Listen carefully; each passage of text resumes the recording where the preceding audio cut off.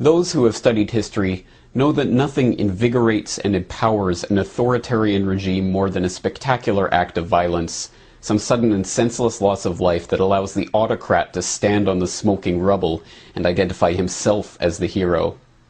It's at moments like this that the public, still in shock from the horror of the tragedy that has just unfolded before them, can be led into the most ruthless despotism that now bears the mantle of security. Acts of terror and violence never benefit the average man or woman. They only ever benefit those in positions of power. This is why Nero fiddled while Rome burned. It gave him a chance to throw out the Christians to the lions and rebuild the capital of the Roman Empire in his own image. This is why Hearst and the warmongers of the emerging American Empire were delighted by the destruction of the USS Maine in Havana Harbor in 1898. It gave them the excuse they needed to rouse the public into supporting the Spanish-American War.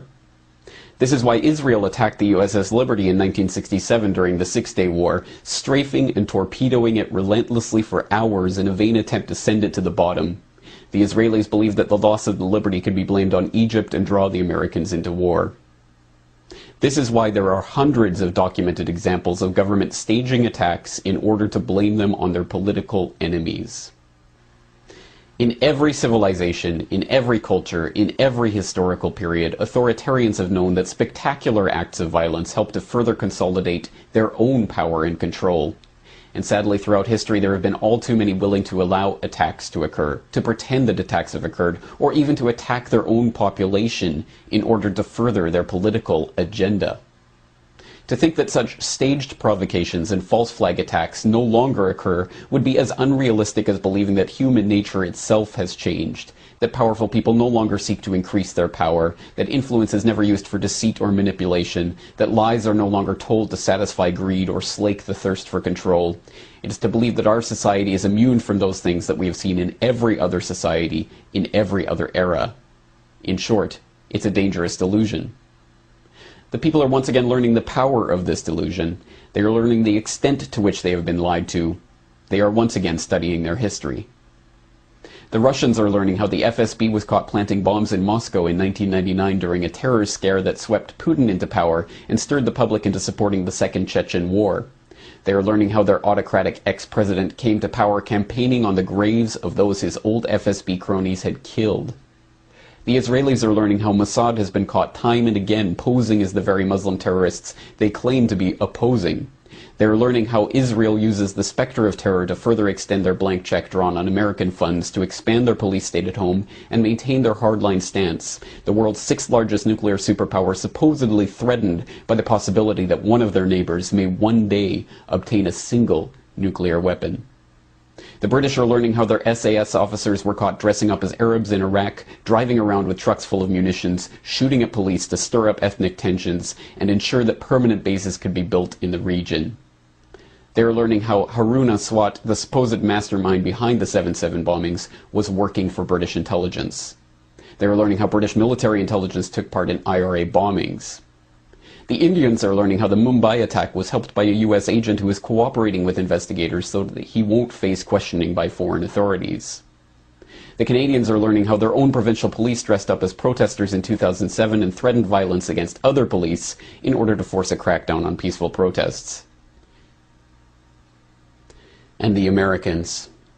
The Americans are learning that there were multiple bombs found, dismantled, and taken out of the Alfred P. Murrah building on April 19, 1995.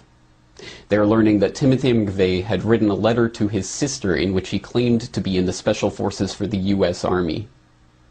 They are learning the bombing was being directed by FBI informants, just as the 1993 World Trade Center bombing was.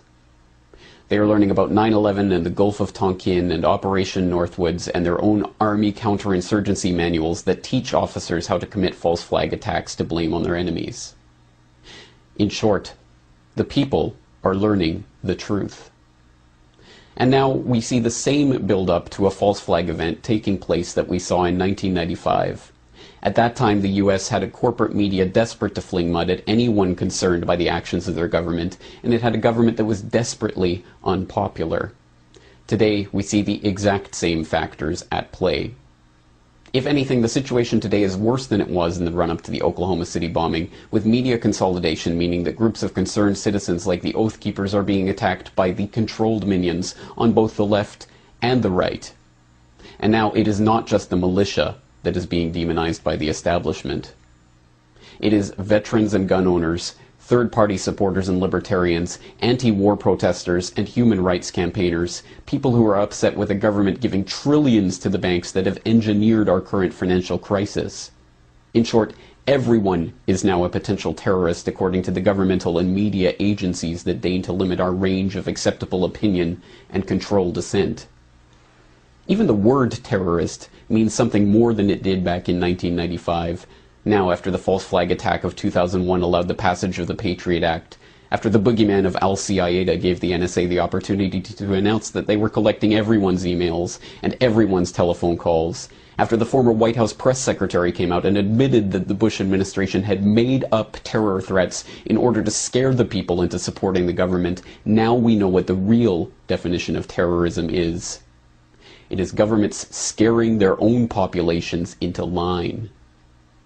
But there is something else that's different now from what it was in 1995. The people are learning something else about terrorism. They are not terrorists for speaking out against their government. They are not terrorists for wanting the government to stop selling their children into servitude to pay bankers their bonuses.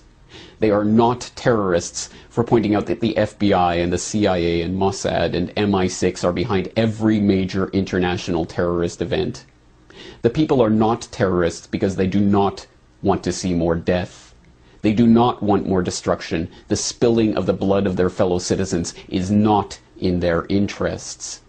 Death and destruction only ever serve the governmental and financial and industrial interests who always grow in power and wealth in the wake of every tragedy.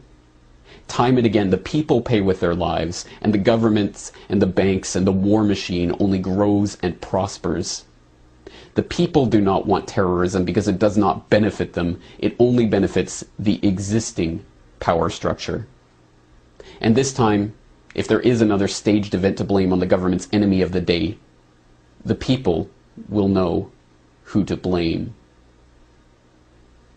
For the Corbett Report in Western Japan, I am James Corbett.